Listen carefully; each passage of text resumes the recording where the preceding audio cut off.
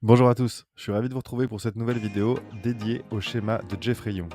Si vous avez rencontré dans votre vie des situations récurrentes, si vous avez effectivement eu la peur de vous faire abandonner de manière, encore une fois, répétée dans votre vie, c'est tout à fait normal et c'est même peut-être lié également au schéma de Jeffrey Young.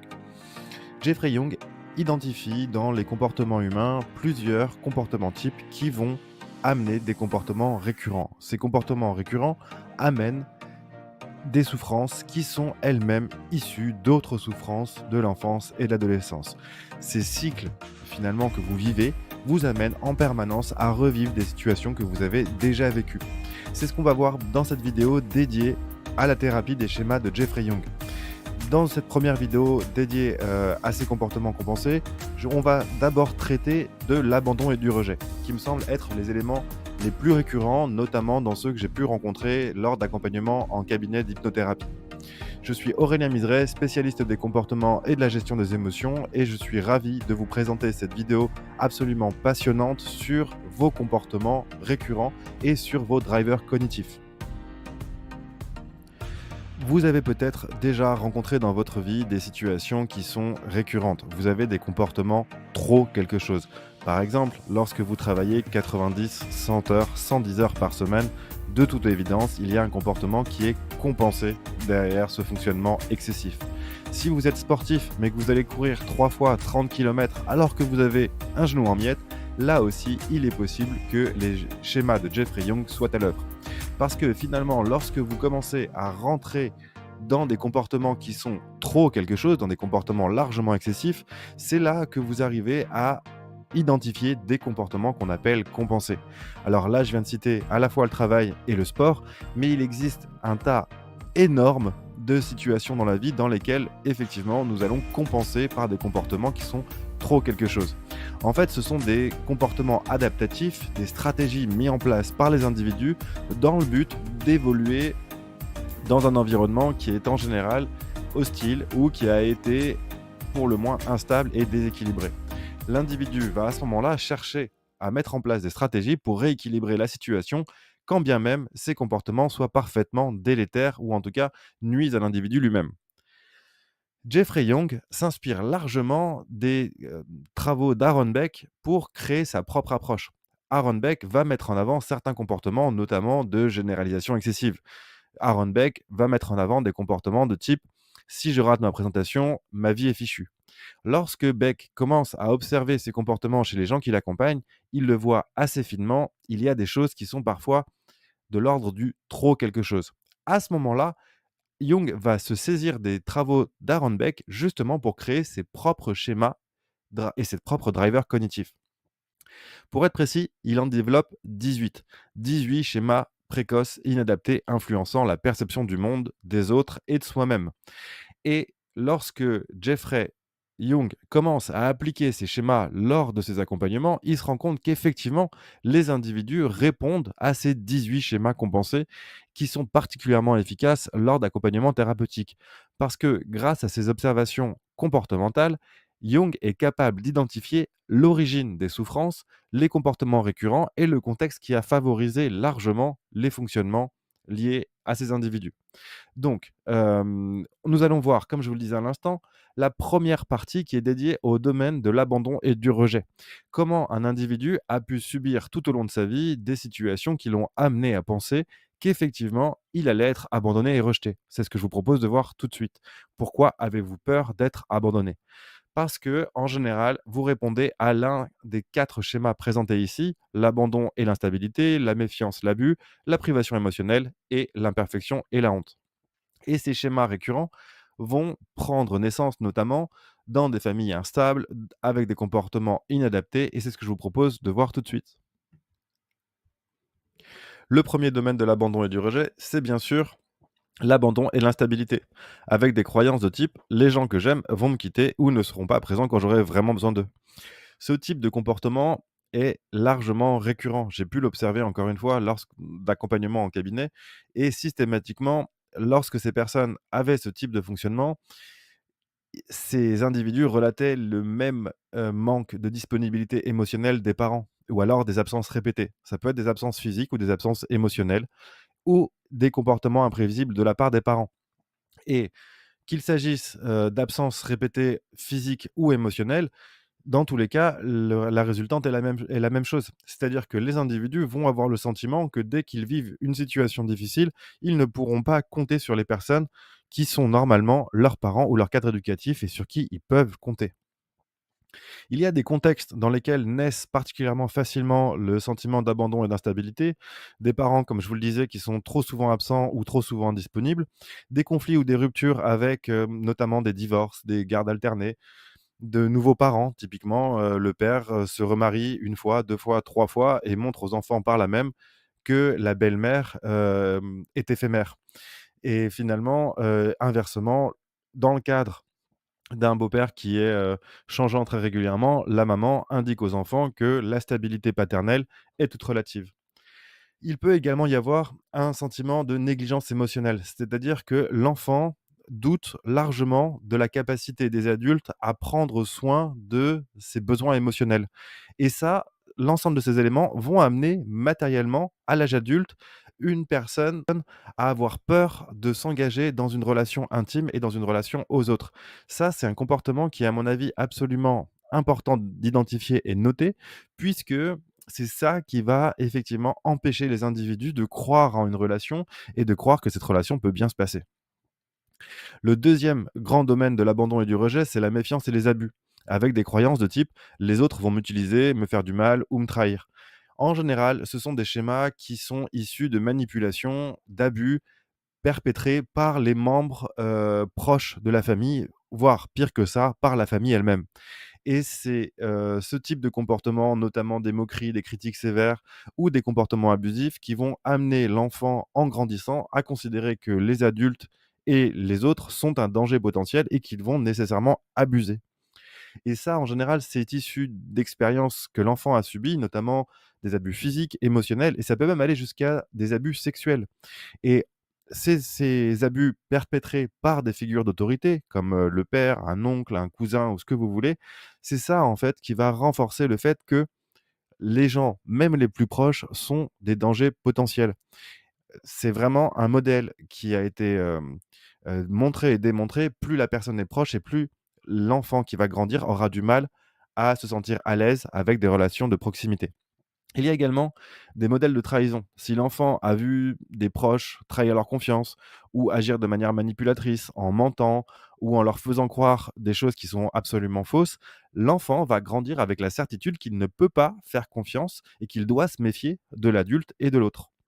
Et même chose dans le cadre de critiques ou excessives ou d'humiliation, lorsque l'enfant subit des humiliations de la part de ses parents, des moqueries trop fréquentes, à ce moment-là, l'enfant va perdre pied et en grandissant, ce même enfant devenu adulte va se rendre compte qu'il aura du mal nécessairement à faire confiance et il va être extrêmement méfiant et malheureusement, il arrive aussi que cette personne fasse une forme de reproduction de ce qu'elle a connu dans l'enfance et choisisse, inconsciemment évidemment, des partenaires qui auront cette tendance naturelle à abuser, de leur confiance et à les mettre dans des situations compliquées. Parce que cet individu va vouloir recommencer, répéter l'expérience qu'elle a connue, ou qu'il a connue dans l'enfance et ça malheureusement, c'est absolument délétère pour l'équilibre de l'adulte et du jeune adulte.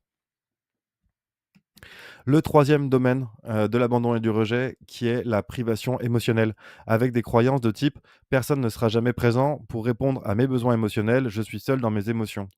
En général, ce schéma provient d'un manque d'affection, d'attention ou de soutien dans l'enfance.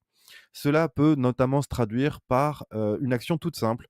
Lorsque vous laissez un enfant pleurer toute une nuit parce que, vous considérez qu'un enfant, au bout d'un certain âge, doit devoir faire ses nuits tout seul, eh bien, l'enfant qui va pleurer tout au long de la nuit va appeler à l'aide, sans arrêt, un adulte qui ne viendra jamais. Eh bien, à ce moment-là, l'enfant, au milieu de la nuit, va comprendre que quels que soient ses pleurs, quels que soient ses cris et quels que soient les appels qu'il lance à ses parents, personne ne viendra jamais l'aider. Eh bien, c'est ça qui va largement renforcer le sentiment de privation émotionnelle. C'est malheureusement directement issu du comportement des parents, parce qu'ils sont trop émotionnellement distants, trop peu démonstratifs ou incapables de répondre aux besoins affectifs de leurs enfants. notamment en venant les rassurer en milieu de la nuit et les calmer lors d'une terreur nocturne.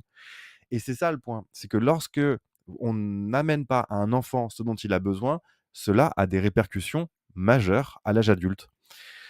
Le type de contexte qui favorise, la privation émotionnelle, c'est notamment des parents qui ne reconnaissent pas ou qui n'encouragent pas l'expression émotionnelle de leurs enfants en créant un vide ou en ne reconnaissant pas la souffrance, les pleurs d'un enfant. Peut s'agir également de familles où l'expression émotionnelle était plutôt limitée. C'est-à-dire que ce n'était pas bien vu pour un enfant ou pour le reste des membres de la famille que d'exprimer facilement ses émotions, ses ressentis. Et à ce moment-là, l'enfant va se sentir dévalorisé ou brimé à l'idée d'exprimer ses émotions.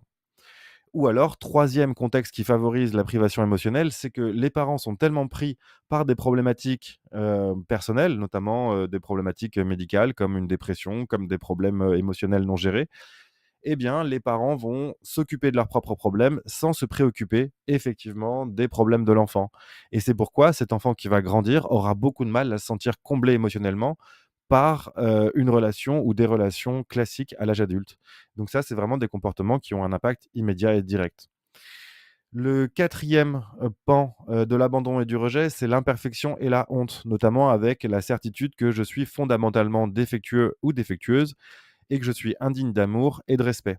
Et à ce moment-là, en fait, on trouve, des origines qui sont en général, la résultante de critiques constantes, de jugements sévères ou d'humiliations répétées pendant l'enfance. Et un enfant qui se sent humilié, qui ne se sent pas respecté, va grandir avec la certitude que de toute façon, il ne peut pas exprimer ses besoins et quoi qu'il fasse, il ressent ce sentiment d'être inadapté aux attentes que peuvent avoir les adultes vis-à-vis de lui. Et c'est ça qui est vraiment intéressant de regarder, c'est comment les enfants qui ont subi des comportements d'humiliation grandissent avec la certitude qu'ils sont inadaptés ou indignes d'affection des autres. Et ça va, largement prendre vie, ce type de comportement, dans des familles où les critiques sont constantes, les humiliations également, et que l'enfant se sent ridiculisé en permanence par son contexte éducatif, par son cadre éducatif ou directement par ses parents. Et c'est ça, en fait, qui va renforcer le sentiment de honte et l'incapacité à aller vers le monde. Un autre contexte qui est la comparaison défavorable, un enfant qui est comparé systématiquement aux autres pour être dévalorisé, va avoir le sentiment de ne pas être suffisamment parfait, d'être imparfait et d'avoir honte de ce qu'il est. Typiquement, si vous êtes rentré à l'adolescence, je sais pas, vers 14-15 ans, vous rentriez de l'école en ayant 16 et 17 de moyenne et que vous alliez voir votre père et votre mère disant: «Et au fait, j'ai eu 16 et 17», et que votre père vous réponde: «Combien a eu, ton petit copain, Martin?» Et si vous répondez 18, eh bien le père va vous expliquer que en comparaison aux autres, bah, forcément, tu peux mieux faire. Si Martin a eu 18, toi aussi tu peux avoir 18. Eh bien dites-vous que l'enfant qui a entendu ça va grandir avec un déficit abyssal de confiance en lui. Pourquoi? Parce qu'il aura entendu toute sa vie, toute son enfance et son adolescence que ce qu'il fait, c'est bien, mais qu'il peut et qu'il doit mieux faire. Et donc nécessairement, ça va attaquer la confiance en lui. C'est mécanique, simple, et c'est ça qui explique notamment de grandes difficultés de confiance en soi chez de nombreux individus.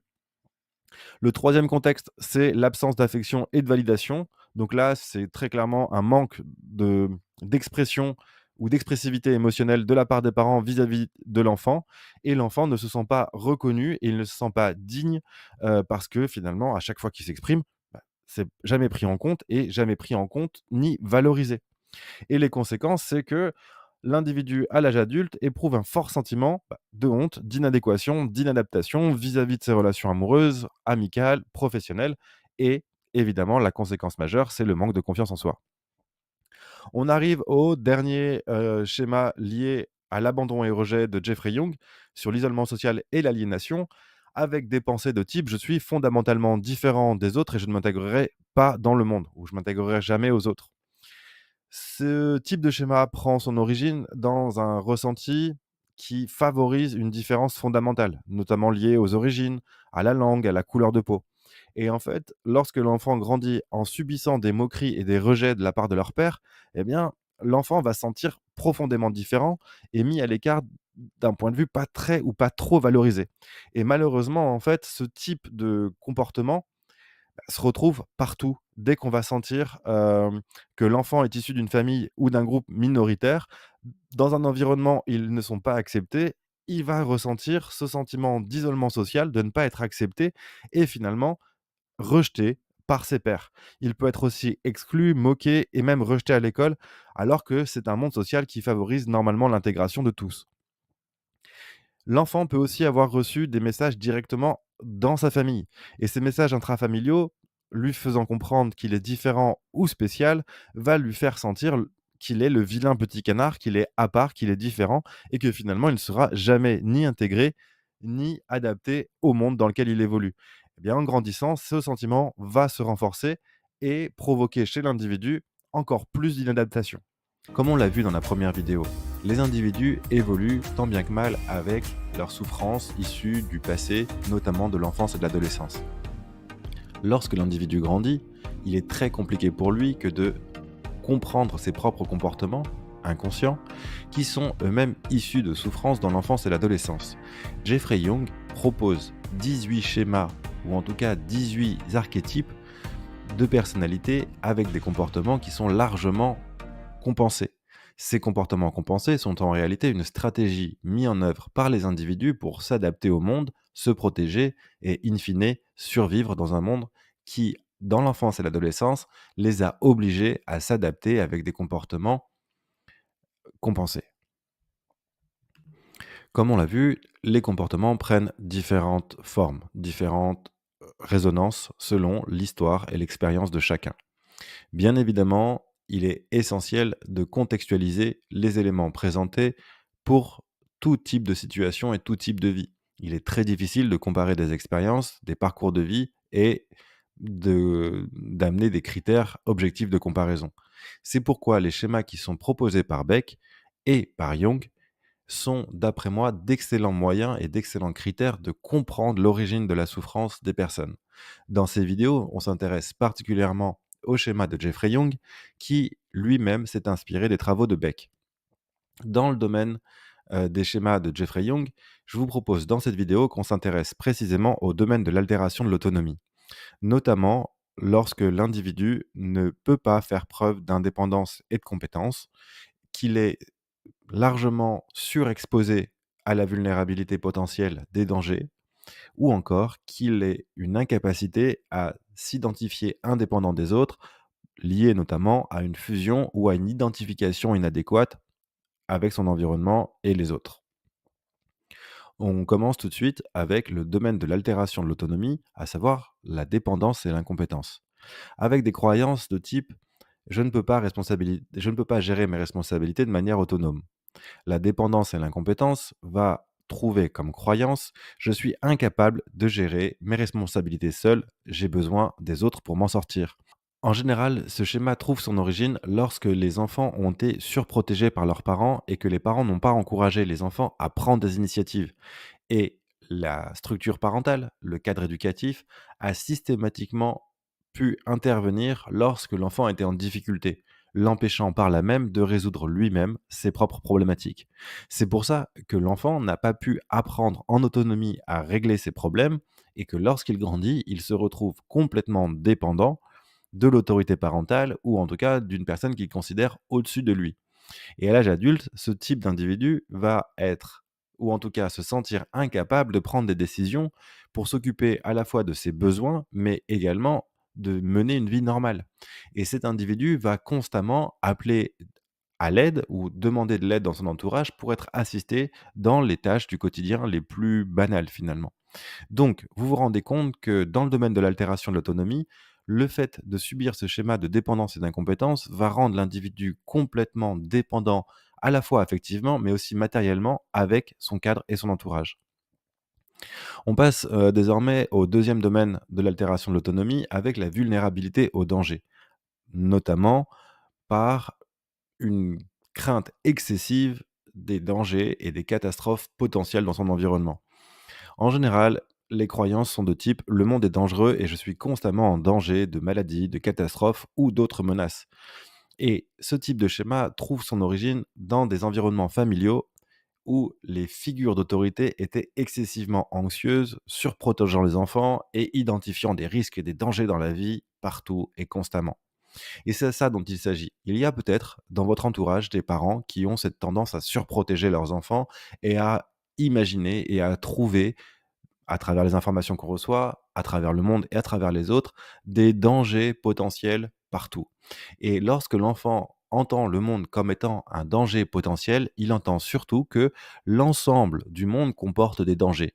À partir de ce moment-là, l'adulte qui a été cet enfant va malheureusement faire preuve d'une hypervigilance en anticipant tout type de problématiques, de catastrophes, de problématiques médicales, de problématiques financières et finalement ça va l'empêcher tout simplement de vivre sereinement. Et pour moi, cette problématique est inhérente à beaucoup de comportements qu'on rencontre aujourd'hui. Il y a, d'après moi, aujourd'hui, après la période de Covid de 2020 qu'on a rencontrée et qu'on a connue au niveau mondial, une forme de survigilance, d'hypervigilance qui est liée directement à un traumatisme qui est lui-même lié à un confinement, à une pandémie mondiale que personne sur terre n'avait encore connue. Et c'est ça le point, c'est que à partir du moment où on vit un événement traumatique, cela implique chez nous des comportements, des réflexions, des remarques et des façons d'être avec les autres, mais aussi avec nos enfants. Je vous invite vraiment à prêter attention à ce que vous transmettez à vos enfants et à ce que vous leur dites de ce que nous vivons. Parce que oui, il y a des dangers à l'extérieur, oui, il faut y faire attention, mais que ce danger ne devienne pas une obsession pour vous et pour vos enfants. Parce que à l'âge adulte, les enfants qui auront connu ce type de remarques, ce type d'informations, ce type d'injonction à faire attention à leur entourage, vont malheureusement vivre dans une forme de crainte permanente et les empêcher d'aller découvrir des choses nouvelles et tout simplement de vivre leur vie. On arrive donc au troisième domaine de l'altération de l'autonomie par Jeffrey Young. C'est la fusion et l'identification inadéquate. C'est notamment la difficulté à se tenir indépendamment des autres avec des croyances de type je ne peux pas me définir comme un individu distinct, je dépends trop de quelqu'un d'autre émotionnellement et je ne sais pas qui je suis vraiment. Eh bien en fait, ce type de schéma trouve leur origine dans des familles où les frontières étaient émotionnellement floues ou inexistantes. Par exemple, il peut y avoir des parents qui étaient beaucoup trop fusionnels avec leurs enfants et qui leur ont partagé, transmis leurs propres préoccupations au lieu de prendre soin des enfants et de leurs problématiques. Et c'est cette absence de frontières où l'adulte va effectivement considérer l'enfant comme un adulte et c'est à ce moment-là que l'adulte va commencer à partager à l'enfant ses problématiques émotionnelles, financières, et qu'il va finalement le considérer tout simplement comme son alter ego.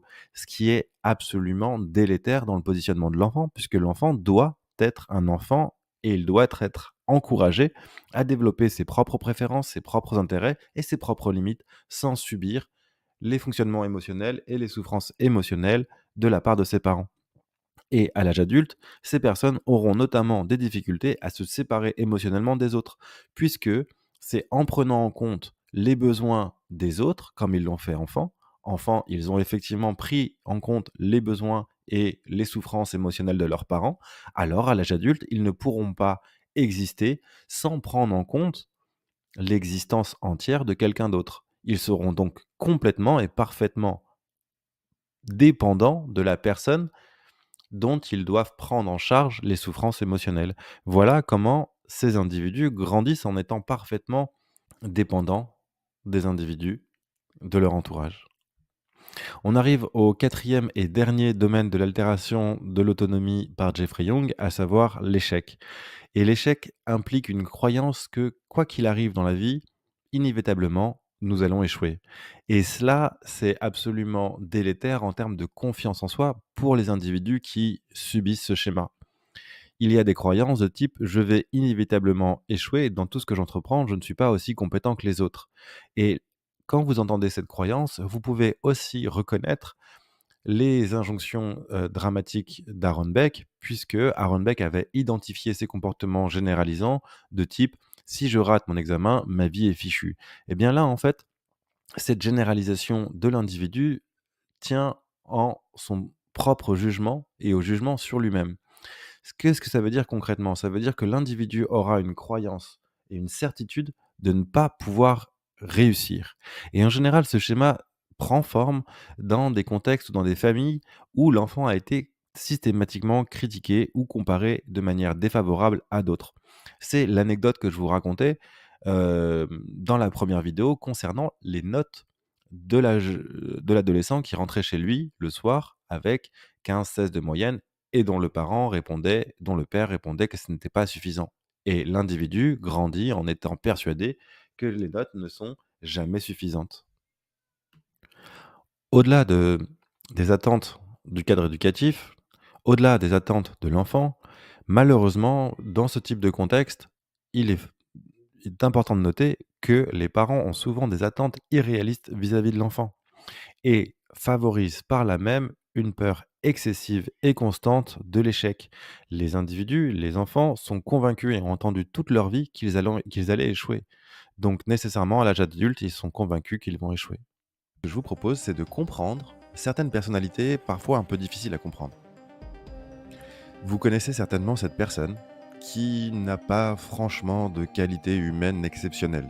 Elle n'est pas quelqu'un qui dispose de compétences ou de façon d'être très valorisée ou très valorisante.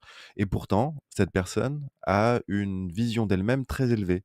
Elle a un ego surdimensionné et elle se prend pour quelqu'un d'exceptionnel ou quelqu'un qui mérite justement qu'on fasse particulièrement attention à elle. Et d'un autre côté, vous connaissez aussi certainement une personne qui a, elle, des compétences humaines, des qualités exceptionnelles, une personne qu'on aurait envie d'être. Et qui, malgré toutes ces qualités et malgré le bonheur qu'on a à être en sa présence, cette personne aura une vision d'elle-même assez basse. Elle aura une piètre estime d'elle-même.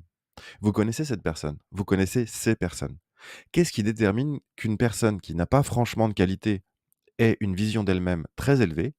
Et à l'inverse, qu'est-ce qui détermine qu'une personne qui, elle, dispose de qualités humaines exceptionnelles n'aura pas une estime d'elle-même très élevée? Eh bien, la réponse se trouve chez les parents. C'est le regard que posaient les parents ou le cadre éducatif sur la personne qui va déterminer sa propre vision d'elle-même. Et c'est ça qui explique beaucoup de choses sur le fonctionnement des individus, notamment à travers le prisme des schémas de Jeffrey Young. Eh bien, c'est exactement ce que décrit Jeffrey Young dans les schémas dédiés au domaine de la limitation de soi. C'est ce que je vous propose de voir dans cette vidéo qui va justement aborder ces personnalités qui ont une forte estime d'elles-mêmes et une vision d'elles-mêmes très élevée. Il y a deux grands sous-domaines au domaine de la limitation de soi. Le premier, c'est le domaine des droits personnels et de la grandiosité. Les individus sont convaincus qu'ils sont supérieurs aux autres et qu'ils bénéficient de privilèges dans la vie, le travail et vis-à-vis de leurs relations.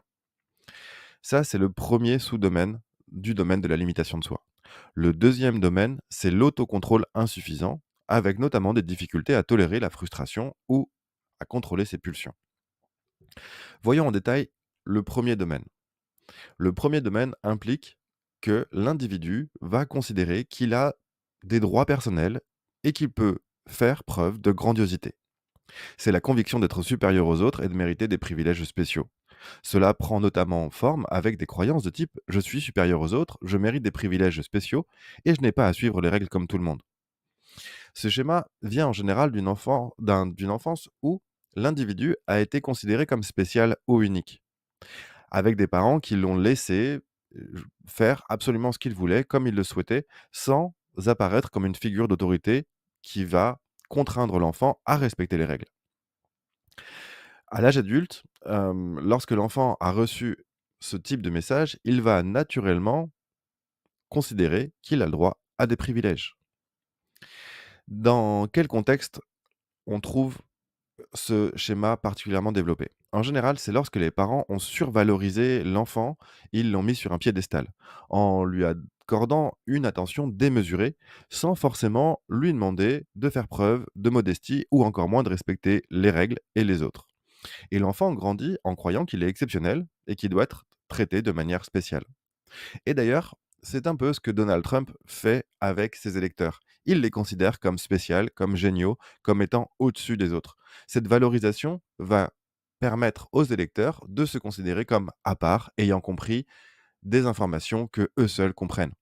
Cette valorisation ou cette survalorisation va permettre de faire passer des messages à ses enfants, à des individus ou aux membres de son équipe pour leur faire comprendre qu'ils sont spéciaux et par là même, ils vont pouvoir adopter une attitude qui leur permet, d'être différents des autres, d'être au-dessus des autres. Le deuxième contexte dans lequel les droits personnels et la grandiosité sont largement encouragés, c'est le domaine du manque de limites. À savoir, l'enfant n'a pas été soumis à des règles ou à des conséquences pour leurs actions. Typiquement, l'enfant n'a jamais été puni, ni jamais été tenu pour responsable des bêtises qu'il pouvait réaliser. Le troisième contexte dans lequel se trouve largement ce type de schéma et se développe ce type de schéma, c'est le contexte où les parents avaient eux-mêmes une attitude de grandiosité, considérant qu'ils étaient supérieurs aux autres et que par extension, leurs enfants étaient eux aussi supérieurs aux autres. À l'âge adulte, les individus vont se comporter en étant arrogants, narcissiques, en ayant une attitude de droit sur les autres, pouvant tout se permettre avec tout le monde. Et ça va nécessairement provoquer chez l'individu une disharmonie vis-à-vis de son environnement, une disharmonie vis-à-vis de ses relations, et malheureusement, ça va créer une forme de mal-être chez l'individu qui est à la recherche justement de valorisation constante. Et étant donné qu'il ne trouve pas de valorisation à cause de son attitude et de son comportement, eh bien, cela va créer nécessairement un mal-être chez l'individu qui subit ce schéma de droit personnel et de grandiosité. Le deuxième domaine, ou plutôt le deuxième sous-domaine de la limitation de soi, c'est l'autocontrôle insuffisant, avec la difficulté à tolérer la frustration ou à contrôler ses pulsions notamment, avec des croyances de type je ne supporte pas la frustration ou les contraintes et j'ai du mal à me contrôler quand je veux quelque chose. Ce schéma prend souvent racine dans des contextes où l'enfant n'a pas appris à gérer ses frustrations, ou alors dans des contextes où il était gratifié immédiatement. Il n'avait jamais à faire preuve de patience. Eh bien, ça, c'est un phénomène qu'on retrouve largement dans nos sociétés modernes, chez les enfants, mais également chez les adultes. Aujourd'hui, le monde du numérique, notamment le digital, Internet, nous permet de tout faire immédiatement, de bénéficier de likes, de commentaires dans l'instant, de payer ses impôts en un clic. Et tout ce fonctionnement instantané enlève mécaniquement aux enfants, aux adolescents et aux parents la faculté de faire preuve de patience et d'attendre pour bénéficier d'une chose ou d'une autre. C'est ce type de fonctionnement qui vont largement renforcer cet autocontrôle suffisant, cette incapacité à gérer cette frustration et mécaniquement, l'individu va avoir beaucoup de mal à faire preuve d'indulgence, vis-à-vis des autres, vis-à-vis des situations, parce que les parents appris ne lui ont pas appris à le faire. Et finalement, dans quel contexte trouve-t-on ces schémas en développement? C'est notamment dans des familles où il y avait une indulgence excessive, avec des parents qui cédaient facilement aux caprices des enfants, sans leur enseigner, encore une fois, ni la patience, ni la capacité à travailler et à fournir des efforts pour obtenir les résultats attendus. Le deuxième grand domaine dans lequel on trouve ces schémas, c'est bien évidemment dans des familles où il n'y avait pas assez de discipline, là où les règles n'étaient peu ou pas respectées, là où il y avait une absence complète du suivi dans les devoirs, dans l'évolution scolaire de l'individu, et finalement les parents considéraient que les règles n'étaient pas nécessaires ou peu importantes dans l'éducation de l'enfant. Et ce manque de discipline implique nécessairement chez l'enfant une véritable incompréhension du fonctionnement en société, du fonctionnement par les règles et par la discipline. Il passe aussi à côté, derrière une qualité comportementale essentielle qui est la rigueur. Le troisième domaine dans lequel se crée ce type de schéma, c'est dans des familles qui manquent de frustration. Aussi étonnant que ça puisse paraître, il faut parfois effectivement provoquer de la frustration chez ses enfants en leur demandant d'attendre ou de faire quelque chose pour regarder un programme, pour obtenir une sucrerie ou pour avoir quelque chose auquel ils n'ont pas le droit d'habitude. Et le fait de créer de la frustration en leur demandant de patienter notamment, va permettre de comprendre qu'en attendant, qu'en patientant, ils peuvent obtenir ce qu'ils souhaitent. Alors que dans certaines familles, et c'est le cas dans ce troisième schéma, dans ce troisième contexte dans lequel naît ce schéma d'autocontrôle insuffisant, c'est lorsqu'un enfant ne rencontre pas de situation où il doit tolérer la frustration. Et, et cette absence de patience va générer chez l'enfant, à l'âge adulte, des difficultés à maintenir des efforts constants et à persévérer dans des tâches ennuyeuses. J'avais le cas d'une élève en BTS qui répondait exactement à ce schéma d'autocontrôle insuffisant. Elle, tout au long de son adolescence, elle a souhaité réaliser des activités comme la danse, comme des activités sportives, etc. Étant donné qu'elle avait beaucoup de mal à gérer la discipline, les les contraintes horaires et encore la frustration de ne pas avoir le niveau qu'elle avait dès le début des cours, alors elle s'est mise à abandonner toutes les activités qu'elle avait choisies, se retrouvant à 22 ans à passer ses journées entières sur TikTok parce que c'est le seul domaine dans lequel elle ne rencontrait aucune frustration sur les médias sociaux. Et lorsqu'elle rencontrait des frustrations dans le monde physique, lors de déploiement d'activités sportives, physiques ou éducatives, elle était absolument réfractaire, elle ne supportait pas ni la critique ni la contrainte, et par là même, elle allait se réfugier dans un monde qui était pour elle un monde de réconfort et de refuge. C'est ça le point, c'est que lorsqu'un individu n'a pas eu d'autocontrôle suffisant par la frustration, par l'apprentissage de la patience, l'individu va se comporter et créer des comportements qui sont complètement inadaptés, en disharmonie avec le fonctionnement classique habituel en société et avec les autres. Cette souffrance est une souffrance. Les individus qui se comportent comme ça ont beaucoup de mal à considérer qu'ils peuvent vivre et fonctionner différemment. C'est pourquoi il est extrêmement important de ne pas juger et d'accompagner ces personnes qui subissent les schémas qu'on leur a inculqués pendant l'enfance et l'adolescence, avec des fonctionnements inconscients qui leur font subir une véritable souffrance arrivée à l'âge adulte. On commence tout de suite avec le domaine de l'orientation vers les autres qui comporte, comme dans les vidéos précédentes, des sous-schémas ou en tout cas des sous-domaines schématiques proposés par Jung. Le premier sous-schéma est l'assujettissement. C'est le fait de céder aux désirs des autres par peur du représailles ou du rejet. Le second schéma, c'est le sacrifice de soi qui consiste notamment à prioriser les besoins des autres au détriment des siens. Et le troisième schéma que nous verrons dans le domaine de l'orientation vers les autres, qui est la recherche d'approbation. Et en général, cela vient de croyances en des standards qui sont largement irréalistes, en termes de performance notamment. On commence tout de suite avec l'assujettissement. Donc l'assujettissement, c'est le fait de céder aux désirs des autres de peur d'être rejeté ou de subir de représailles de la part de son entourage. Et le type de croyances qui sont en général associées, c'est: «Je dois me soumettre aux désirs des autres pour éviter le rejet, la colère ou la désapprobation». Malheureusement, en fait, ce type de schéma prend son origine, comme tous les schémas, dans l'enfance et l'adolescence. En général, l'individu a entendu que lorsqu'il exprimait ses besoins, lorsqu'il exprimait ses émotions, il était largement réprimé par, des punitions, de l'indifférence ou alors que ça pouvait même amener à des conflits. Et finalement, les individus qui subissent ce type de schéma vont évoluer en ayant la certitude tout au long de leur vie qu'ils ne peuvent pas exprimer leurs propres besoins au risque d'être exposés à des sanctions ou à des retours négatifs. Et cette croyance, en fait, devient une vérité pour ces individus qui subissent ce schéma. Et en général, on trouve ce type de schéma d'assujettissement dans des familles où les parents avaient un contrôle excessif sur les enfants. C'est-à-dire qu'ils avaient une volonté rigide de les contrôler, de leur imposer leur vision et si les enfants ne répondaient pas aux attentes des parents, ils étaient évidemment punis ou alors soumis aux colères des parents. Le deuxième contexte dans lequel, ce schéma d'assujettissement est en général assez prégnant, c'est lorsque les parents critiquent ou rejettent l'enfant qui exprime ses propres besoins ou ses propres envies, ses propres désirs, ses propres souhaits. Et en général, la réponse des parents lorsque l'enfant s'exprime, c'est d'opposer en général leur propre vision des choses ou leur propre cadre, de fonctionnement. Et là, l'enfant se sent complètement illégitime pour exprimer à nouveau ses désirs et ses besoins. Le troisième modèle dans lequel on retrouve en général ce type de fonctionnement, c'est dans des familles où le relationnel était en général dysfonctionnel. Ça veut dire que les parents eux-mêmes se comportaient et se soumettaient, hem, à des situations de vie, à l'autorité, à d'autres personnes.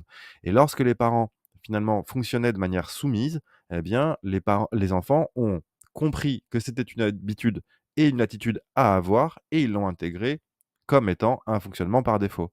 Et les conséquences sont très claires pour ces 3 types de fonctionnement et ces 3 types de contextes. La résultante est que l'enfant, une fois arrivé à l'âge adulte, aura beaucoup de mal à exprimer ses besoins et ses désirs en ayant peur de le faire.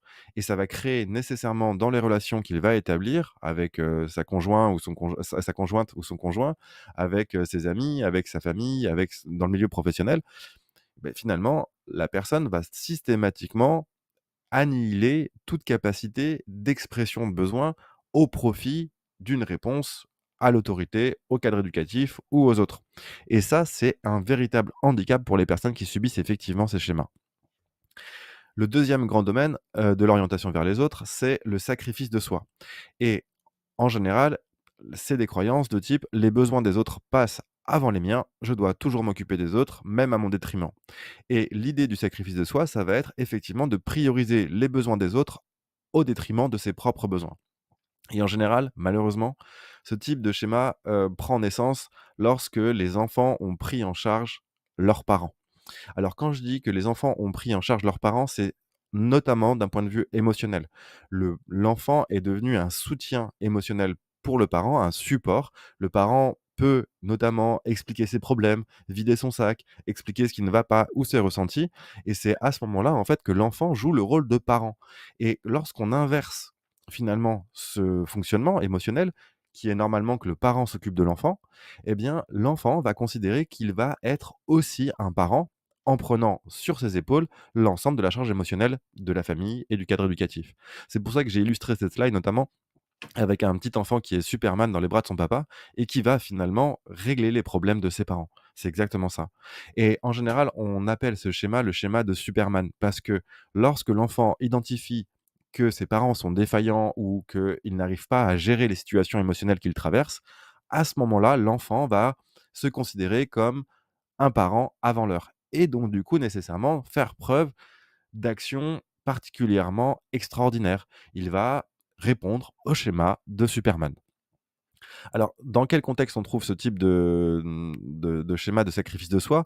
C'est notamment dans la parentification. Donc c'est un terme qui finalement explique que les enfants, sont devenus les parents dans les familles, et qu'en général les parents sont soit absents, dépressifs, malades ou incapables de prendre en charge eux-mêmes leurs responsabilités, ce qui fait que l'enfant, bah, arrive et prend ce rôle.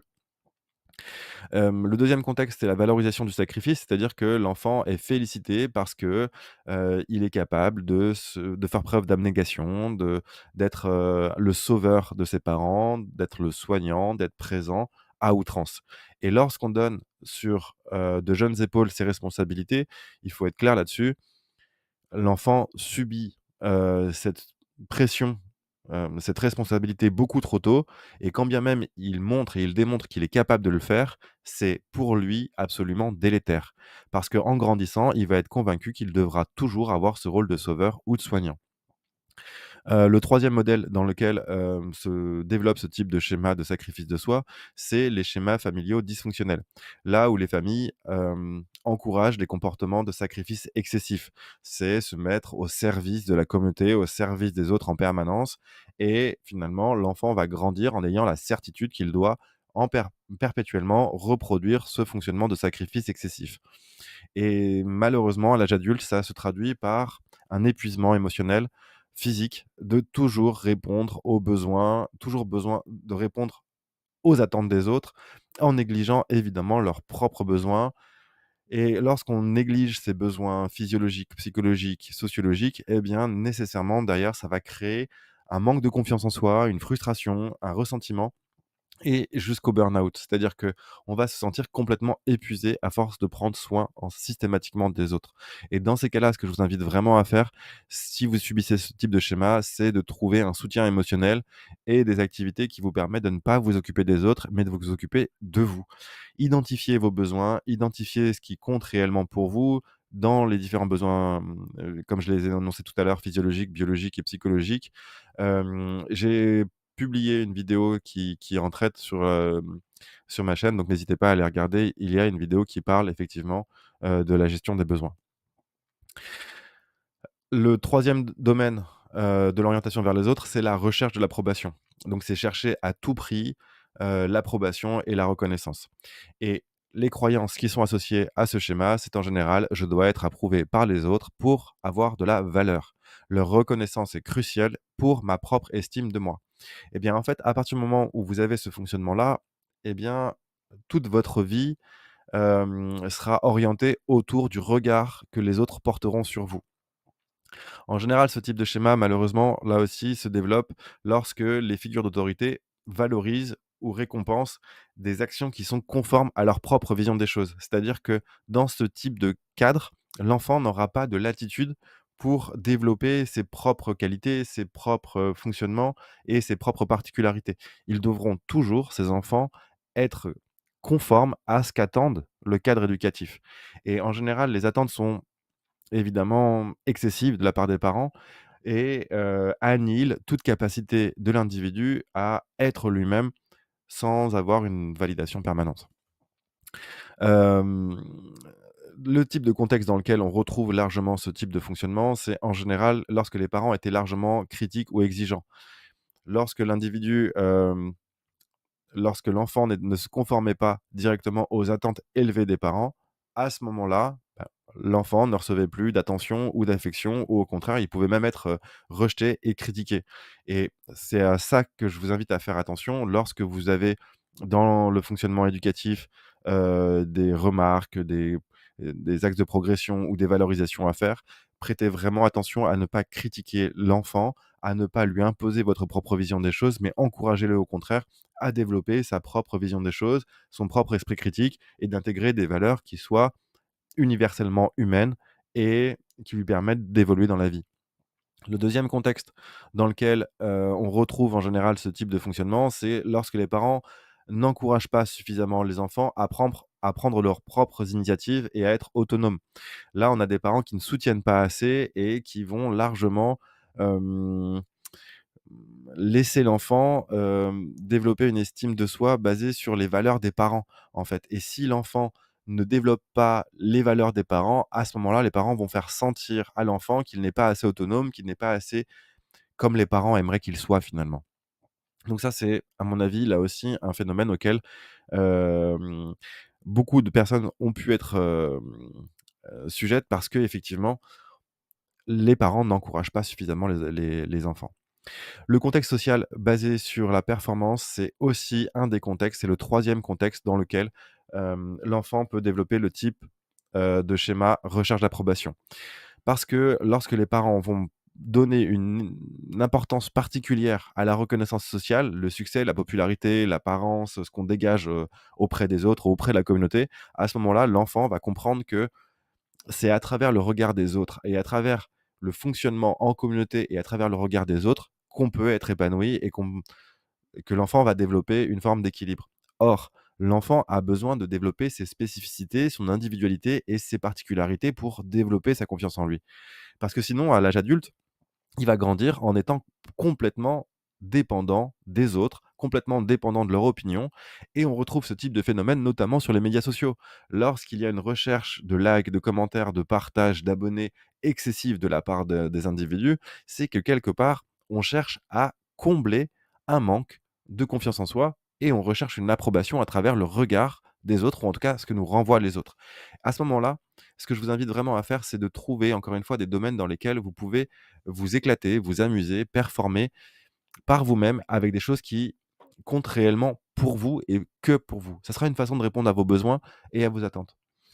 Ce qu'on va voir, à travers ce domaine de la vigilance excessive, c'est notamment, les 4 sous-schémas qui composent ce domaine de la vigilance excessive, à savoir le négativisme et le pessimisme, l'inhibition émotionnelle, les standards exigeants et la punitivité, de la part des parents.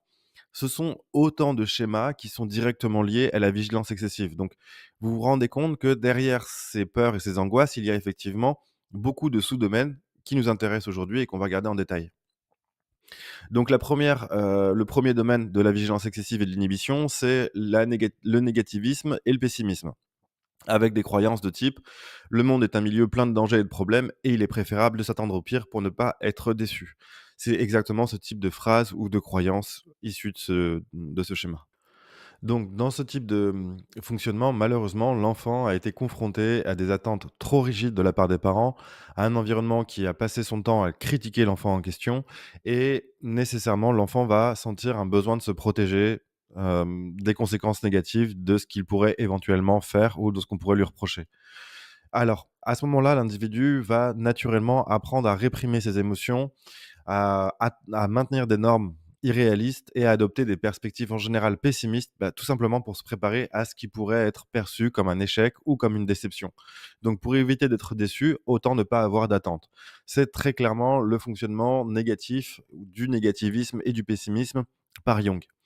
Les origines de ce schéma, en général, ces schémas prennent forme lorsque les parents ou la figure d'autorité, le cadre éducatif dont je parle, avaient naturellement un point de vue négatif sur la vie, sur les circonstances et ce qui pourrait arriver. Et finalement, les parents passent régulièrement des messages de crainte ou d'inquiétude aux enfants, pour leur faire sentir que finalement, en fait, sait-on jamais, il peut se passer des choses, dramatiques, dans la vie. Le type de contexte dans lesquels, ces schémas naissent particulièrement, on le retrouve en général lorsque les parents sont effectivement trop pessimistes ou trop anxieux, avec des dangers, potentiels qui sont systématiquement mis en avant et qui sont forcément, amenés auprès de l'enfant en lui disant d'être prudent en permanence et de se méfier des autres, du monde et de ce qui pourrait advenir. Le deuxième environnement dans lequel effectivement l'enfant peut vivre ce type de schéma, c'est dans des contextes où les parents ont connu une instabilité, des difficultés financières, des conflits ou des événements traumatiques. Et ça a stressé l'enfant en lui faisant comprendre que la vie était effectivement une source de stress permanente et il fallait effectivement se méfier et être vigilant de ce qui pourrait arriver. Le troisième domaine dans lequel ça se produit, c'est les réactions excessives aux erreurs. C'est quand l'enfant, en fait, finalement, a été largement puni ou critiqué, peut-être trop sévèrement pour des erreurs qu'il aurait pu faire. C'est-à-dire que les parents n'ont aucune capacité de tolérance pour des erreurs et le font comprendre à l'enfant. Ce qui va faire comprendre à l'enfant que tout le monde, enfin l'ensemble du monde et des autres vont effectivement toujours exiger, un comportement qui soit quasi parfait. Donc là, l'enfant va largement s'inhiber, recroqueviller sur lui-même, tout simplement pour éviter de subir les conséquences, de ses erreurs. À l'âge adulte, la personne va effectivement développer des perspectives, très négatives sur la vie en se focalisant toujours sur les aspects les plus pessimistes et ça va l'empêcher, bah, de vivre normalement, de prendre des risques, de s'ouvrir aux autres et de profiter pleinement des expériences positives. Le deuxième domaine de la vigilance excessive et de l'inhibition, c'est l'inhibition émotionnelle, notamment avec la croyance: «Je dois contrôler mes émotions, ne pas les exprimer, sinon je risque d'être rejeté ou critiqué». Vous imaginez assez facilement l'origine de ce type de schéma. Bien évidemment, c'est dans des familles où, lorsque l'enfant commençait à exprimer ses émotions, de la joie, de la peur, de la tristesse, de la colère ou autre, eh bien, les parents lui faisaient comprendre que les émotions étaient en tant que telles mal perçues, voire dangereuses. Et c'est dans ce type de famille que les enfants apprennent évidemment à contrôler leurs émotions de manière largement excessive, justement pour ne pas déplaire et pour, répondre aux normes exigences d'inhibition émotionnelle données par les parents. Et dans ce type de famille, dans ce type de contexte, on considère les émotions comme étant une faiblesse ou comme étant quelque chose qu'il ne fallait pas montrer, et on demande aux adultes, aux enfants d'agir comme des adultes et de garder leur sang-froid notamment. Le type de contexte dans lequel on trouve, l'inhibition émotionnelle, c'est, lorsque, les parents indiquaient aux enfants de se comporter comme un adulte, de ne pas pleurer, d'être fort finalement et on assène à nos enfants des formules, en particulier aux petits garçons, en leur demandant d'être forts parce que ce sont des garçons, qu'il ne faut pas pleurer par exemple, ou de ne pas montrer ses émotions parce que c'est une faiblesse. 2e contexte, dans lequel on retrouve ce type, de schéma, c'est dans des atmosphères familiales rigides où les parents expliquaient qu'il ne fallait pas exprimer ses émotions parce que ça pouvait être une menace pour l'harmonie de la famille et que ça pouvait également créer des conflits. Donc à ce moment-là, l'enfant va parfaitement intégrer qu'il ne faut pas exprimer ses émotions, sinon il y aura des conséquences. Le troisième modèle, qui favorise largement ce type de schéma, c'est l'inhibition. C'est le modèle d'inhibition avec des parents qui sont eux-mêmes, complètement inhibés émotionnellement, qui n'expriment pas leurs émotions, qui ne sont pas démonstratifs auprès des enfants et les enfants comprennent mécaniquement qu'effectivement les parents fonctionnent comme ça et c'est mieux de ne pas exprimer ses émotions. Et à l'âge adulte, malheureusement, les individus vont avoir du mal à s'exprimer, à exprimer leurs émotions, parce qu'ils auront tout simplement peur des conséquences s'ils exprimaient leur point de vue, leur ressenti, et ça va créer chez eux un stress énorme qui va les paralyser dans leurs relations amoureuses notamment ou dans les relations sociales, parce qu'ils n'auront pas cette faculté à exprimer normalement ces émotions comme d'autres ont une facilité à le faire. Le troisième domaine, de la vigilance excessive et de l'inhibition, ce sont les standards exigeants, avec des croyances de type, «Je dois atteindre des standards de performance élevés pour être digne de respect ou d'amour». Eh bien là, en général, c'est qu'il y a eu un gros bug, dans l'éducation parce que les enfants considèrent qu'ils doivent faire quelque chose pour être aimés, notamment répondre à ces standards exigeants. L'amour est conditionné aux réussites, est conditionné, à la performance, est conditionné tout court, en fait.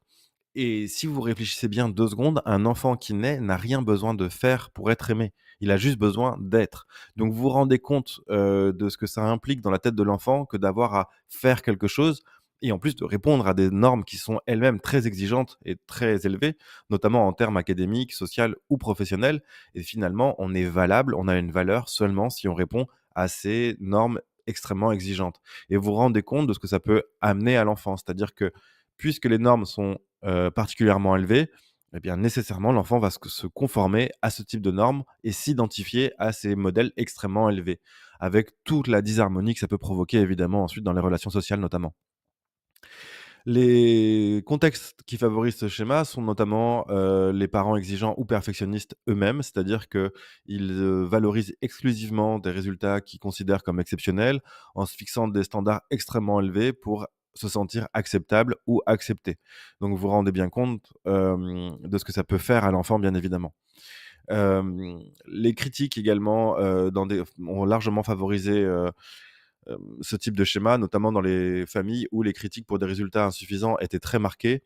Eh bien, en fait, lorsque l'enfant rentre de l'école en ayant des résultats scolaires, plutôt bons, s'ils ne sont pas excellents, ça ne sera pas valorisé et à ce moment-là, l'enfant va grandir avec un déficit de confiance en lui qui va tout simplement être issu de ses performances à l'école et il va se sentir mal aimé ou moins aimé que les gens de sa fratrie parce qu'il aura pas les résultats scolaires qu'attendent ses parents et ça, bien évidemment, ça attaque la confiance que l'enfant se porte à lui-même.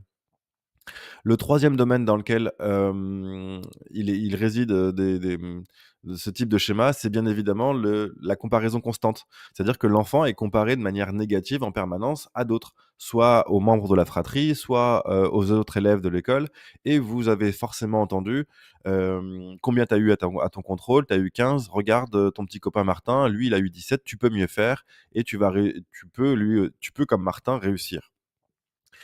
Eh bien, à ce moment-là, en fait, l'individu va se sentir complètement dévalorisé et comparé de manière négative et il va avoir cette nécessité, ce besoin de prouver sa valeur à travers des notes, à travers des performances sportives qui ne sont pas l'enfant, mais qui vont simplement servir à faire plaisir aux parents et répondre à leurs attentes.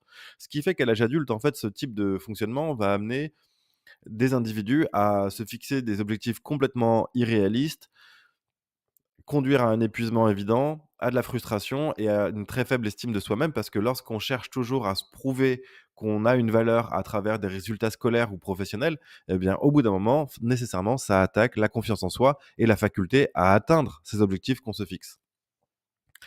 Le dernier domaine de la vigilance excessive et de l'inhibition, c'est la punitivité. Donc, ce sont des croyances de type, les erreurs ou les faiblesses doivent être punies, il n'y a pas de place pour la tolérance ou le pardon. En général, ce type de schémas prennent leur origine, lorsque les parents étaient largement trop sévères et impliquaient une discipline rigide en permanence auprès de l'enfant. Et ce type de comportement amène l'enfant à avoir peur, des erreurs qu'il pouvait faire et parce que nécessairement derrière, il allait avoir des punitions extrêmement sévères, sans explication et sans compassion. C'est-à-dire que là, on a très clairement fait comprendre à l'enfant que s'il faisait une erreur, il était puni et on enlève toutes les explications et toute la pédagogie qui permet à l'enfant de comprendre le sens de la punition. Et ça, finalement, en fait, l'enfant ne comprend pas qu'il mérite une punition et donc il l'aperçoit comme injuste et il a du mal à comprendre, finalement, dans quel cadre il peut ou pas faire des erreurs et dans quel cadre il mérite une punition ou pas. Donc les enfants qui grandissent avec ce type de schéma vont avoir une peur permanente de ce qui pourrait advenir, et des punitions éventuelles qui pourraient tomber. Notamment dans le cadre, de la justice, de la police ou de toute forme d'autorité que rencontrera l'individu dans sa vie, dans tous les cas. Les contextes qui favorisent ce schéma, c'est en général des parents qui étaient eux-mêmes très autoritaires et qui passaient leur temps à punir les enfants avec des punitions rigides et strictes et qui effectivement, élaboraient un système de règles très rigide et dès que l'enfant, ne répondait pas aux règles, très clairement, c'était considéré comme une faute grave et la punition tombait. C'était le premier contexte. Dans le deuxième contexte, c'est une absence complète de pardon et d'indulgence par rapport à ce qui pourrait arriver, et les erreurs ne sont pas pardonnées, ni comprises d'ailleurs. On ne va pas comprendre pourquoi, l'enfant a fait une erreur ou a lâché, son verre d'eau et l'a renversé ou ce genre de choses et la punition va tomber immédiatement. Eh bien, dans ces cas-là, en fait, c'est très clairement un manque de sens qui est donné par les parents. Les parents ne sont pas en mesure de faire preuve de pédagogie et d'utiliser la punition comme étant un moyen de faire grandir l'enfant. Ça, c'est extrêmement délétère chez l'enfant puisque après il va effectivement, grandir avec une crainte de la sanction permanente. Le troisième domaine dans lequel, ce type de schéma se retrouve en général, c'est lorsque la culture de la performance est trop extrême. C'est-à-dire que les parents ont des standards tellement exigeants, ils veulent une performance permanente de la part de leurs enfants que finalement, ils ne vont accepter que des résultats parfaits et si les résultats ne sont pas absolument parfaits, ils vont effectivement, les punir et considérer que c'est un échec de toute façon. À l'âge adulte, l'individu va grandir là aussi avec des exigences largement excessives, hem, dans le cadre de ses relations, du monde et il va en permanence chercher à reproduire ces fonctionnements de standards exigeants et en cas d'erreur et de non-perfection, ç ça sera, ce qu'il a toujours connu, à savoir une réaction émotionnelle beaucoup trop forte qui va nécessairement l'amener à des conflits, à de l'autocritique sur lui-même et à critiquer évidemment ses relations. Dans ces cas-là, évidemment, l'individu aura du mal à accepter tout ce qui n'est pas parfait et tout ce qui ne répond pas à ses standards, et à ses modes de fonctionnement qu'il a lui-même connus dans l'enfance et l'adolescence. Voilà pour cette, 5e vidéo dédiée au schéma de Jeffrey Young. Dans les prochaines vidéos, nous verrons, comment appliquer, concrètement ces schémas pour vous permettre de vous libérer, des traumatismes de l'enfance et de l'adolescence et des explications concrètes également pour, mettre en place des solutions pour s'en sortir. Donc, abonnez-vous à la chaîne si ce n'est pas déjà fait, mettez un like sur cette vidéo si elle vous a plu et dans tous les cas, dans les jours qui viennent, il y aura de nouvelles vidéos pour vous expliquer comment sortir de ces schémas qui sont inconscient et traumatique.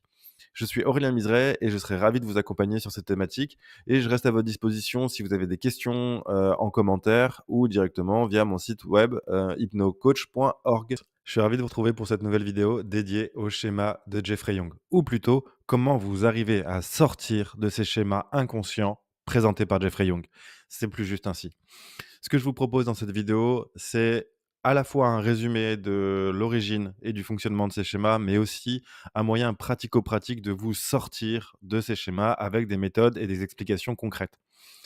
J'ai réalisé jusqu'ici 5 vidéos dédiées justement à l'ensemble des schémas, à leurs particularités et à la façon dont vous pouvez comprendre à la fois les origines, les croyances associées et aussi les contextes dans lesquels surviennent ce type de schémas. Vous êtes parti pour une vidéo d'explication qui va vous permettre de mieux comprendre. Donc ce que je vous invite à faire, c'est de vous installer confortablement, éventuellement prendre une feuille et un stylo pour noter les éléments les plus importants et on est parti de suite. Je suis Aurélien Miseret, spécialiste de la gestion des émotions et des comportements humains et je suis ravi de pouvoir vous expliquer le fonctionnement des schémas de Jeffrey Young. Pourquoi? Parce que ça peut tout simplement changer votre vie, de comprendre ces comportements qui jusqu'ici étaient lancinants, qui étaient une problématique pour vous.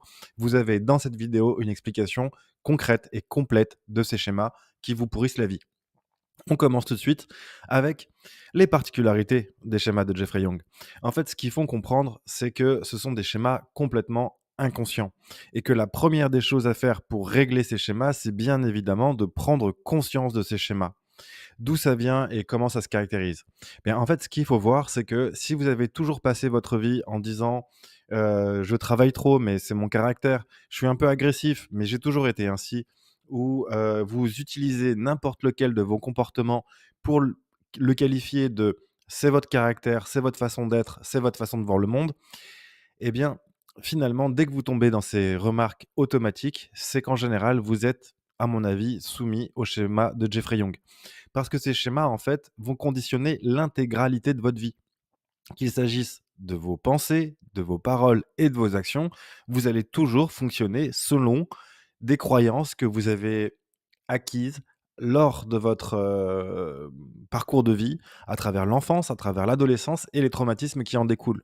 Parce que, croyez-le ou non, 100% de la population a souffert dans sa vie. L Une des conditions de la vie, un des fonctionnements de la vie est bien évidemment la souffrance. La vie est souffrance et c'est pas moi qui le dis, ce sont des préceptes notamment bouddhistes qui expliquent ça depuis des milliers d'années.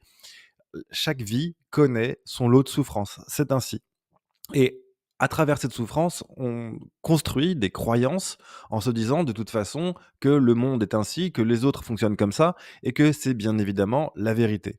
Or, tout ça est issu de représentations liées à l'enfance, à l'adolescence et aux traumatismes qui en découlent.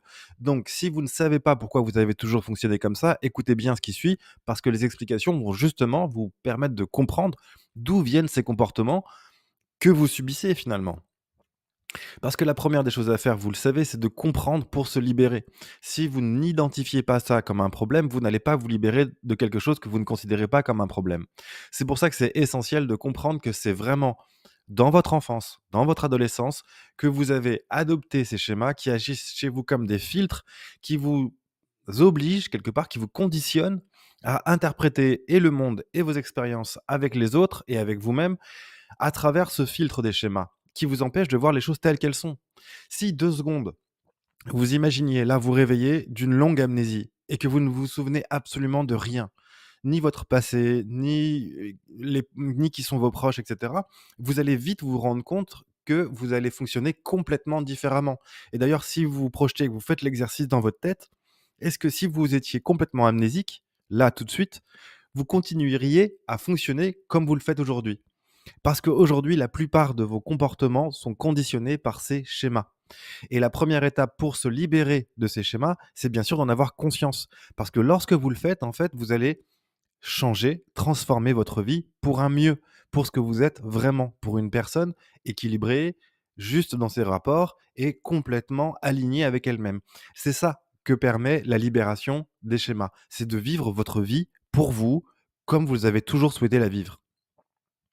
Une des caractéristiques, des schémas et là, on va en voir en l'occurrence 4. Les caractéristiques, c'est qu'en général, vous vivez des choses dans votre vie, des événements, des situations, ce qu'on appelle des motifs récurrents de pensée et de comportement. Vous vivez des situations récurrentes, répétées dans votre vie et qui, influencent largement vos perceptions et vos réactions. Et ça, quoi que vous fassiez, vous êtes influencé par ces représentations du monde.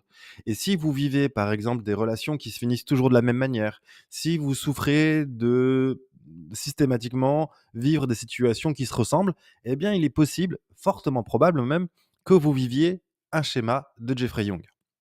La deuxième partie, la deuxième caractéristique, c'est la composante multidimensionnelle. Qu'est-ce que ça veut dire?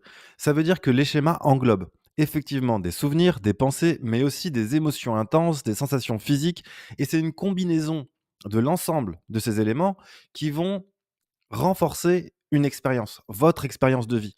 Eh bien, en fait, toutes ces expériences vont renforcer vos schémas. C'est-à-dire que ces schémas sont conditionnés par votre vie, votre passé, votre existence passée mais ça va être aussi conditionnant pour la suite. Ça veut dire que toutes les sensations que vous ressentez, tout ce que vous vivez à travers ces expériences vont être renforcées parce que cette dimension est multidimensionnelle, c'est-à-dire qu'elle va prendre en compte l'aspect physique, mental, les souvenirs, les pensées et les émotions.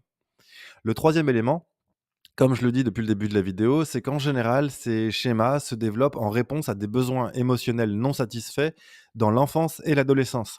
Et c'est parce que vous avez eu un manque, parce que vous avez eu des traumatismes, parce que il y a eu quelque chose qui ne s'est pas bien passé dans votre enfance et votre adolescence, que vous avez l'impression de grandir et d'évoluer dans un environnement qui est soit menaçant, soit insuffisant, soit qu'il ne vous comprend pas. Tout ça est source de souffrance et qui génère encore plus de souffrance. C'est vraiment hem, un effet boule de neige finalement, lorsque on voit à la fois, les fonctionnements, les origines et la récurrence de ces schémas. La quatrième caractéristique, de ces schémas, c'est bien évidemment que ça se renforce à l'âge adulte et plus vous vieillissez, plus vous avancez dans l'âge, plus vous allez vous persuader que ces fonctionnements-là sont vos fonctionnements. Or, ce ne sont que des croyances que vous avez accumulées, que vous avez solidifiées pour en faire une vérité. Et évidemment, tout ce que vous allez vivre va valider vos appréhensions du monde dans un cycle d'auto-persuasion permanente. Et c'est ça, en fait, qui va venir altérer votre faculté de compréhension et de justesse aussi par rapport aux situations et par rapport à ce que vous vivez. Donc, le plus important, comme vous l'avez compris, c'est bien sûr d'identifier et de transformer ces schémas. La première des choses, c'est de les reconnaître. Alors, il y a plein de méthodes, on va y revenir de toute façon, mais la première des choses, c'est de reconnaître en quoi ces schémas vous handicapent et en quoi cela vous fait souffrir. Donc ça passe par une introspection, une autoréflexion, une thérapie, pourquoi pas. Et vous pouvez aussi utiliser des outils qui sont disponibles dans cette vidéo et dans le livre de Jeffrey Young qui s'appelle Je réinvente ma vie. Et on verra à travers cette vidéo à la fois un tableau qui va vous permettre de poser les pensées automatiques. Vous allez pouvoir identifier vos schémas à travers un questionnaire et son interprétation. Il y a également la méthode de la frise chronologique qui va vous permettre de poser les choses, les événements de votre vie sur une frise chronologique. Il y a beaucoup d'outils que vous pourrez utiliser. Ensuite, vous allez, une fois que vous avez identifié ces schémas, pouvoir analyser ce qui déclenche ces schémas. Parce que, en fait, ces schémas sont déclenchés par des situations, par des moments, par des éléments qui, dans votre vie, vont activer ces schémas de manière extrêmement puissante. Et ces schémas activés vont déclencher eux-mêmes des pensées automatiques et des émotions qui vont venir vous influencer sur le moment. Le troisième élément, c'est de développer des pensées adaptées. Autrement dit, lorsque vous avez identifié l'origine des schémas, que vous voyez ce qui les déclenche dans votre vie, ce qui va être essentiel à ce niveau-là, ça va être de pouvoir les remplacer par des pensées alternatives qui sont issues de vos compréhensions. C'est parce que vous comprenez que vous avez souffert d'un manque d'affection ou de reconnaissance qu'à l'âge adulte, vous allez pouvoir effectivement vous prendre vous-même par la main, soigner l'enfant qui a en vous pour vous permettre en fait de mieux vivre ce besoin de reconnaissance permanente et vous allez ensuite trouver en vous-même le moyen de reconnaître par vous-même le travail que vous réalisez sur vous. Eh bien, rien que cette stratégie va vous permettre effectivement d'adapter vos pensées automatiques par des pensées adaptées en lien avec vos compréhensions et ça va vous permettre de vous libérer. Et c'est quand vous avez mis en œuvre ces 3 premiers éléments que vous arrivez naturellement à la quatrième partie qui est de mettre en œuvre dans votre quotidien ces nouvelles compréhensions issues de cette introspection, de votre thérapie, des outils et de la façon dont tout ça survient dans votre vie. Et une fois que vous avez identifié ça, vous pourrez vous en libérer. La façon dont vous pouvez également, donc vous libérer et en tout cas comprendre d'où viennent ces schémas et à quel type de schéma vous êtes soumis, c'est d'abord en réalisant un autodiagnostic avec le questionnaire de Jeffrey Young. Donc en description de cette vidéo, vous avez accès à un Google Form que j'ai préparé pour vous, qui va vous permettre effectivement d'identifier vos schémas, récurrents et vos schémas émotionnels. À l'issue de la complétion de ce questionnaire, vous recevrez les interprétations directement par mail. Et ensuite, une fois que vous avez identifié vos schémas, vous pourrez réfléchir et réaliser une introspection qui va vous permettre d'identifier à la fois leur origine, leur fonctionnement et les traumatismes qui en découlent. Donc, je vous le redis ici, dans la description de cette vidéo, vous découvrirez un lien vers un Google Form que je vous invite à compléter pour découvrir effectivement quels sont vos schémas. Dans la foulée, comme je vous l'indiquais, vous allez recevoir l'interprétation du questionnaire avec les réponses et la façon dont vous pouvez lire le questionnaire directement en réponse de mail. Donc, c'est lorsque vous complétez le questionnaire que vous envoyez vos réponses et lorsque vous envoyez vos réponses, vous recevez par email l'interprétation du questionnaire. Vous pouvez également réaliser ce qu'on appelle une exploration des origines des schémas. Alors, un peu comme le fait la dame sur le visuel, vous pouvez prendre une grande feuille ou simplement une feuille et tracer la ligne de votre vie, commençant de votre naissance et allant jusqu'au point où vous en êtes actuellement. Et bien finalement, lorsque vous allez tracer cette carte de vie, vous allez indiquer les événements les plus marquants, les plus notables. Ça peut être une séparation de vos parents, ça peut être un déménagement, ça peut être un changement d'école, ça peut être tout un tas d'événements qui sont survenus. Une fois que vous avez indiqué sur cette représentation en fresque les différents événements marquants de votre vie, je vous invite à rester devant la feuille en regardant ces différents éléments et ce qui ponctue finalement votre vie. Restez avec et essayez de ressentir émotionnellement ce que cet événement précis dans votre vie a pu déclencher chez vous. Est-ce que le divorce de vos parents, est-ce que la séparation, ou le déménagement que vous avez vécu a pu être pour vous source de souffrance, de traumatisme? Est-ce qu'il y a quelque chose qui, de cet ordre-là, a pu générer chez vous une souffrance émotionnelle importante? Restez avec. Essayez de rester avec l'émotion que ça vous fait et une fois que vous êtes connecté à cette émotion, essayez de vous remémorer l'impact que ça a pu avoir pour vous. Et une fois que vous faites ça, vous allez pouvoir tout simplement identifier les événements émotionnels marquants de votre vie qui ont effectivement pu créer une forme d'inconfort ou en tout cas une souffrance traumatique qui aujourd'hui a un impact. Je vous invite vraiment à réfléchir à cet événement et à cette courbe de vie parce que avec cette frise, vous allez pouvoir effectivement poser sur une carte, poser sur du papier les événements de votre vie. Et une fois que vous posez ces événements, vous allez pouvoir reconnaître des déclencheurs. Ces déclencheurs qui ont eu un impact dans votre passé, mais qui peuvent aussi avoir un impact sur votre présent. Alors, pour noter les différentes variations émotionnelles que vous connaissez aujourd'hui, je vous invite à tenir un journal. Et en tenant un journal, vous allez simplement, quotidiennement, indiquer ce qui vous a touché, ce qui vous a retourné, ce qui vous a fatigué, ce qui a créé un inconfort chez vous. Et lorsque vous identifiez ces inconforts dans votre quotidien, vous allez ensuite pouvoir faire le lien avec l'exercice précédent, à savoir vos schémas de vie. Parce que lorsque vous allez noter ce qu'il y a aujourd'hui dans votre présent en résonance avec ce qui a indiqué sur l'exploration des origines, sur cette grande chronologie que vous avez indiquée, vous allez pouvoir faire le lien entre votre présent et ce qui vous dérange, ce qui vous gêne aujourd'hui dans votre vie et ce qui s'est passé dans votre passé. C'est ça, l'intérêt du journal émotionnel et c'est comme ça que vous allez réussir à mettre en œuvre l'analyse des situations qui ont activé ces schémas. Et ensuite, vous allez essayer, de comprendre quelles sont les origines et ce que ça implique pour vous derrière. Donc n'hésitez pas à en parler, à échanger avec d'autres personnes qui réalisent cette même démarche. Si vous avez dans votre entourage des personnes qui cherchent à comprendre ce type de schéma, évidemment, mettez en place des discussions parce que ça peut aussi largement favoriser l'échange. N'hésitez pas à en parler et à vous exprimer auprès de personnes qui seront capables de vous écouter parce que ça va vous permettre effectivement de débloquer des situations.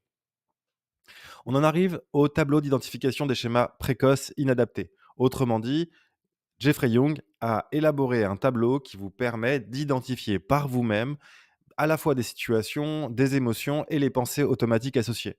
Et dans la deuxième partie du tableau, vous voyez aussi comment pallier à ces situations, ces événements et ces schémas inadaptés. Donc, ce que je vous invite à faire, c'est effectivement de réaliser ce tableau. Donc, vous prenez une feuille A4, que vous soyez au bureau, que vous soyez à la maison ou peu importe. Vous prenez simplement une feuille et un stylo et vous allez commencer à établir ce tableau. La première colonne, c'est la situation des événements. C'est la situation, les événements que vous vivez avec la faculté que vous avez à décrire une situation. Typiquement, la situation, c'est un entretien avec mon manager et tout simplement, voilà, j'ai un entretien avec mon manager dans les jours qui viennent.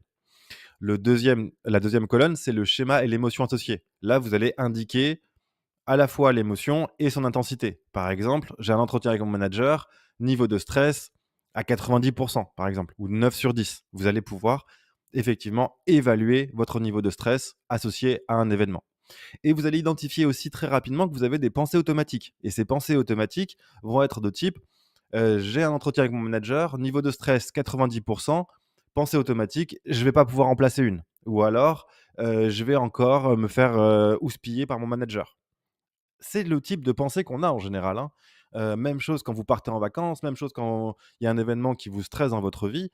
Ces pensées automatiques prennent le pas sur votre capacité à raisonner et vous allez automatiquement coller des croyances sur ces pensées automatiques. Donc c'est très important de les écrire parce que ça va vous montrer finalement comment votre esprit aura tendance naturellement à répondre à un événement qui vous stresse, par exemple.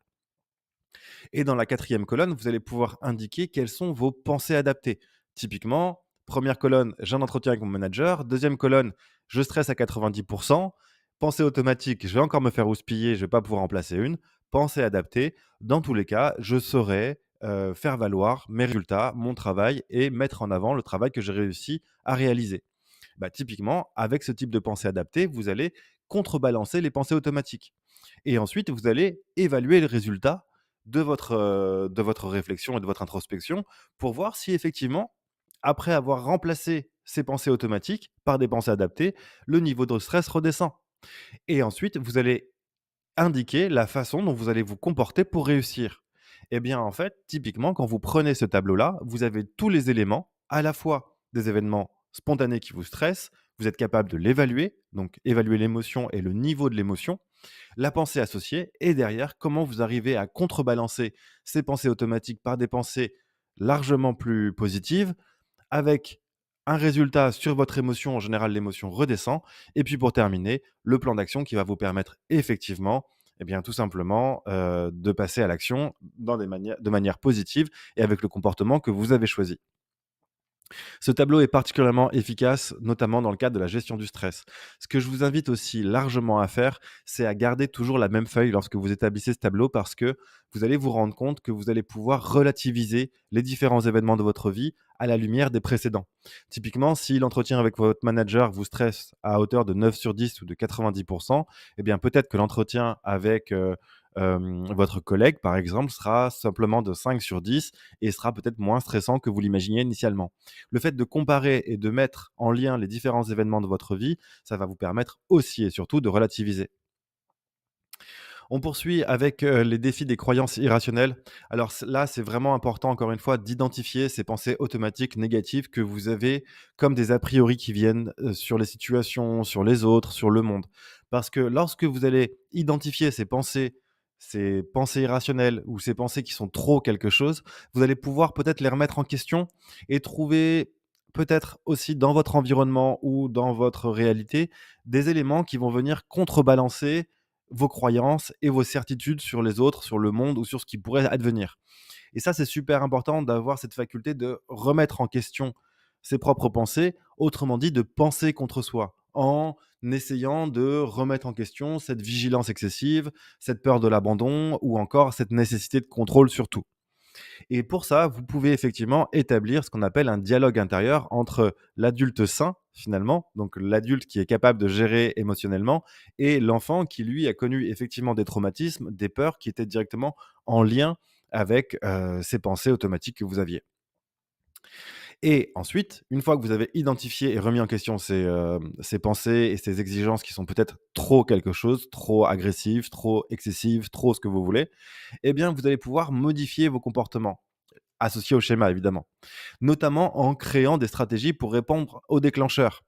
Si vous avez peur de l'abandon, si vous avez besoin d'être intégré à un groupe, et cetera, beh, essayez de vivre des expériences qui vous montrent que finalement, ce n'est pas parce que vous n'allez pas manger tous les midis avec votre manager et l'ensemble de vos collègues que vous êtes exclu. Bien sûr que non. Vous pouvez vivre votre vie sans forcément être collé aux autres. Eh bien, c'est ce type d'action, c'est ce type de plan d'action que vous choisirez en fonction de vos schémas qui vont vous permettre de lutter contre vos pensées automatiques, contre vos peurs, paniques, en vous disant: «Mais finalement, si j'agis différemment, à l'encontre de ce schéma que j'ai identifié, eh bien, tout va bien». Et c'est ça qui est remarquable, c'est que vous avez la faculté, une fois que vous avez conscientisé et rendu ces schémas inconscients conscients, vous avez la faculté de mettre en pratique des actions qui vont transformer vos croyances. Je vous invite aussi largement à découvrir la vidéo. Il y a une vidéo d'une heure que j'ai préparée sur l'assertivité, notamment pour vous apprendre à dire non de manière assertive. Qu'est-ce que l'assertivité? Comment ça fonctionne? Je vous invite vraiment à découvrir cette vidéo que je mettrai là aussi en descriptif de cette vidéo pour le coup.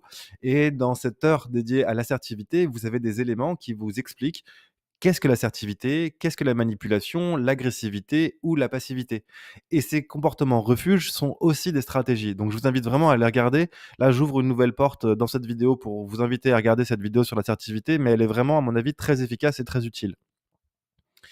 Je vous inviterai jamais assez à aller sur de l'imagerie, pour réconforter votre enfant intérieur.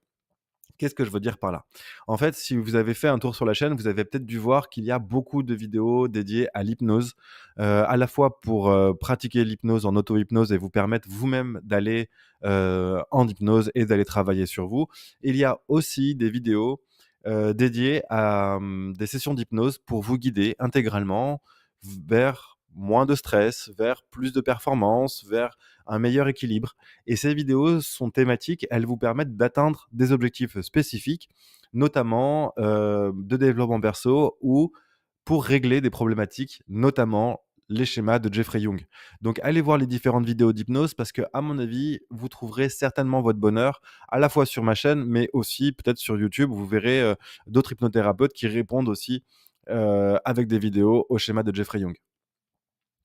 L'écriture thérapeutique est particulièrement efficace lorsque vous avez besoin de vous écrire à vous-même quelque part. C'est une façon de, prendre soin de l'enfant qui et de l'adolescent qui a eu en vous et qui a eu souffert.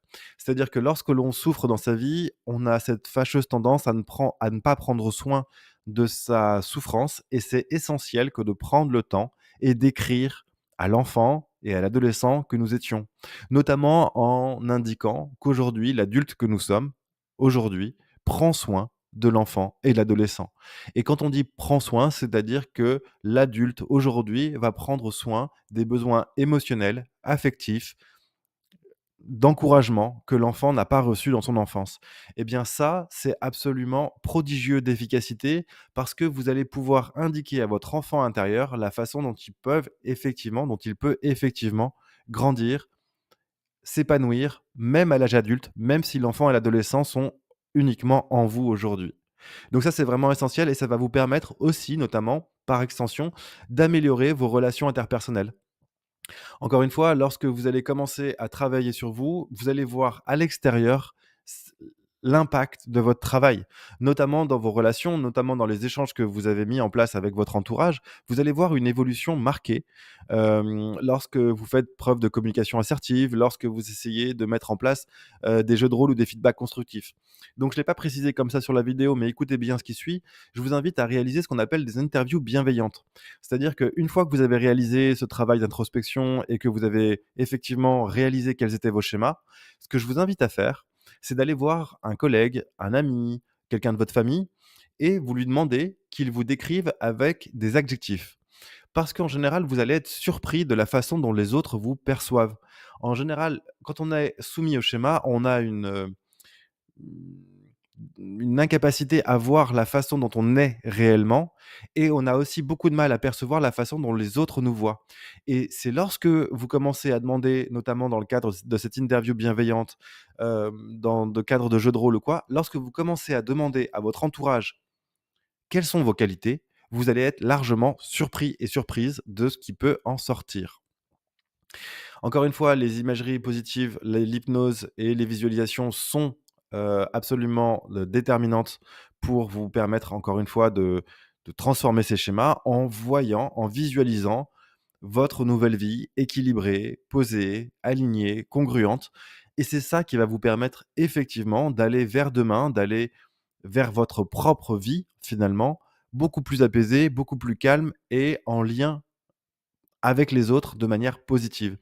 Et vous allez créer ce qu'on appelle une ancrage émotionnel positive en vous rappelant que finalement, vous avez à chaque instant les clés de votre prison et vous êtes le maître et en plein contrôle de votre vie.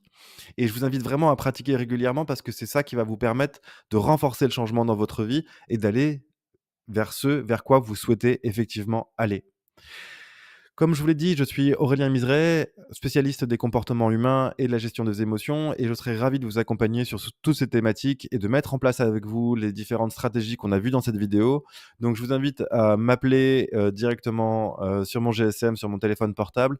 Vous trouverez assez facilement, mon numéro de téléphone sur le site hypnocoach.fr hypno-coach.org, pardon. Vous pouvez me contacter par email également et via ma chaîne YouTube en commentaire. Vous avez largement la possibilité de me contacter ici et je réponds à l'ensemble des commentaires et des questions qui me sont posées. J'espère vraiment que cette vidéo vous sera utile. Je serai content d'avoir vos retours et si, cette vidéo vous a été utile et ses contenus également, merci de me le faire savoir. Je serais vraiment ravi de pouvoir, effectivement, répondre à vos questions et savoir comment ça a eu un impact sur votre vie. Je vous dis à bientôt pour une nouvelle vidéo et merci de votre fidélité. N'hésitez pas à vous abonner à la chaîne si ce n'est pas déjà fait et je vous dis à bientôt pour une nouvelle vidéo.